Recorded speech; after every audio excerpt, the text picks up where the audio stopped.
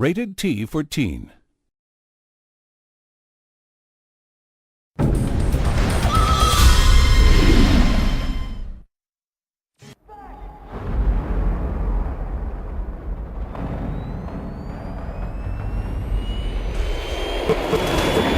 Hello, my name is Martin Wallfish and I'm the founder and president of Massive Entertainment. We're currently working on a game that we believe will change the RTS genre forever. The game is called World in Conflict. Today I'd like to show you our ground deformation system and also reveal what we have achieved with DX10. World in Conflict is of course the best looking game ever, well at least we think so. But let me say that we're still working on the final touches and my team has an attention to detail that I think is second to none. You haven't seen everything yet and here's what I'm talking about.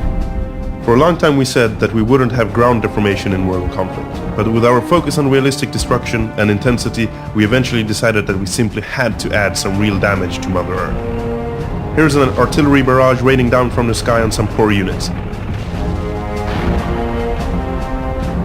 Notice how the ground takes just as much damage as everything else.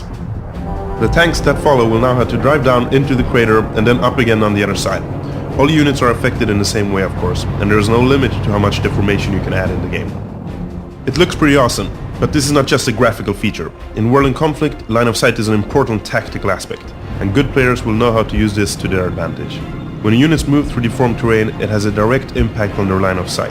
For instance, an infantry unit that is in the bottom of a big crater won't be able to see beyond the edge above. Okay, so now let's take a quick look at our DX10 specific additions to the game. We have been working with NVIDIA to add something special to the players that have a DX10 graphics card installed. The first thing I will show you is for real connoisseurs. In developer language we call it soft particles or Z-feather. Let me explain. You may have noticed that in many games the edges of a particle effect, like smoke, can look striped or almost like two-dimensional planes stacked next to each other. Well, to make it more convincing, we have added soft particles in real 3D. It means that all particle effects like smoke, explosions, fire, debris and so on actually exist in the world. In combination with our particle physics, the smoke actually behaves like a real 3D object that would react to the world and units exactly as it would in real life. Another example of our attention to detail is this DX10 feature, global cloud shadows. All the clouds in World in Conflict are volumetric and behave like clouds should. But with this new feature we have added a hyper-real behavior on the shadows from clouds too. See here how the shadows move across the fields. When they hit buildings, objects and units, the effect is completely realistic and accurately simulated as the shadows move across walls, rooftops, trees and everything else. Shadows are of course also affected by the cloud shape and thickness. See those rays of sunlight that shine down on the landscape below?